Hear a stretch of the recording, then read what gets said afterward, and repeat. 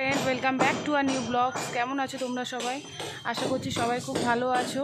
তো আজকে হচ্ছে তোমার 11th জুলাই আর তোমাদের দাদা গেছে রিমোকে আনতে, ওই চলে এসেছে, নিয়ে যাবো এবার উপরে গিয়ে এবার ফ্রেশ হয়ে কথা বলছি।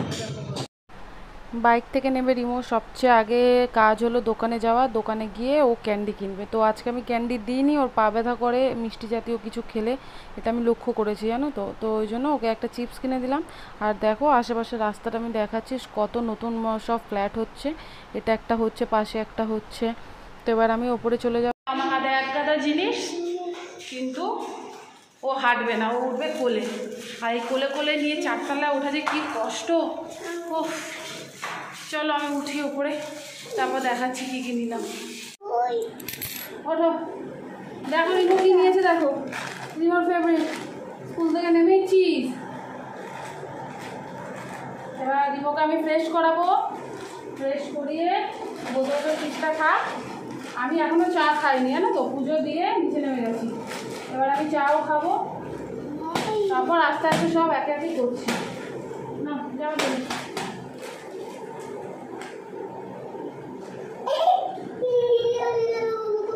ঝামা তো হলো চিজটা রাখ, নাহলে খুলবে না। ছাড় ছাড় ছাড়, বের করে দিই, দেখছো ধর।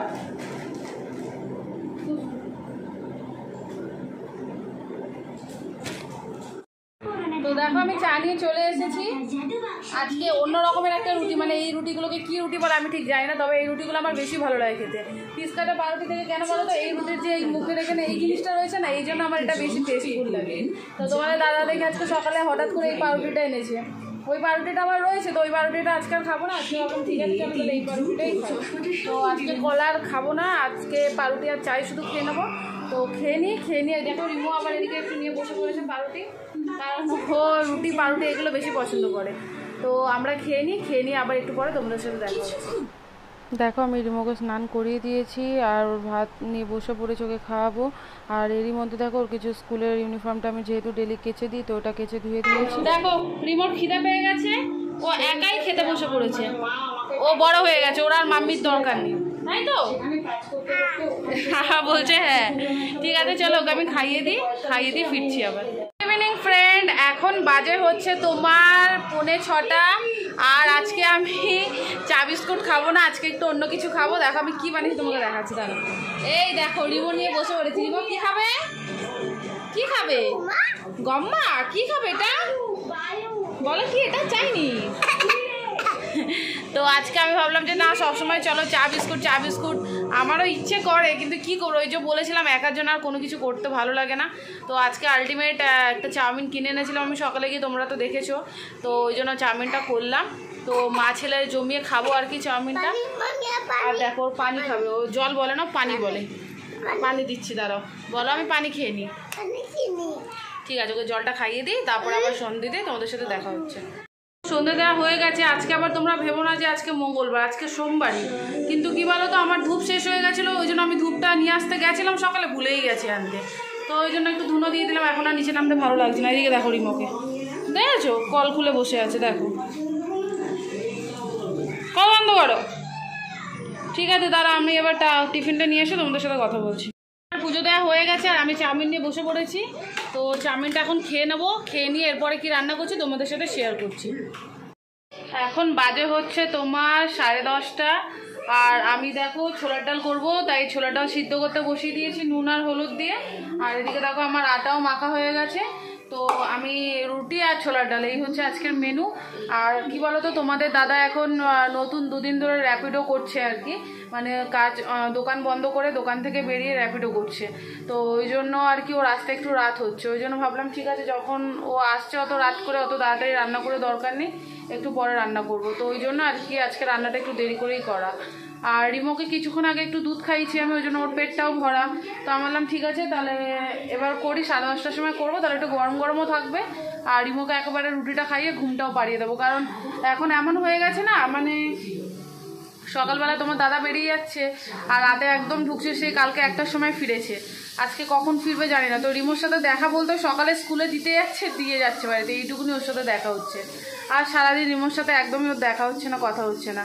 তো ছেলেটাও বাবাটাকে খুব মিস করে, যেটা কিছু তো করার নেই বলো, সংসারের যা পরিস্থিতি এখন, যা সময়কাল চলছে, মানে যেহেতু একার ওপর পুরো সংসারটা রয়েছে আর কি। আমি তো এখনো অবধি সেরকম কিছু করতে পারি না রিমোর জন্য, তো ওকে করতেই হচ্ছে, কোনো উপায় নেই আর কি। তো ওই জন্যই আর কি একটু দেরি করে রান্নাটা স্টার্ট করছি। তোমাদের দেখাচ্ছি আমি ছোলার ডালটা কীভাবে করছি। একদম সিম্পল, ঘরে যা জিনিস আছে তাই দিয়ে করব। নারকোল নেই, নারকোল টারকোল দেবো না। আমি মনে করি যা ঘরে আছে তাই দিয়ে করি, কারণ যে নেই বলে জিনিসটা করব না বা খাবো না সেরকম কিছু না। তো যা আছে তাই দিয়ে করবো, তোমাদের শেয়ার করছি। দেখো আমি ছোলার ডালটা নুন হলুদ দিয়ে সিদ্ধ করে রেখেছি, আর এখানে দেখো জিরে, শুকনো লঙ্কা, তেজপাতা আর একটু আদা নিয়ে নিয়েছি। তো কড়াই তেল গরম করে ওর মধ্যে আমি এই ফোড়নটা দিয়ে দিলাম।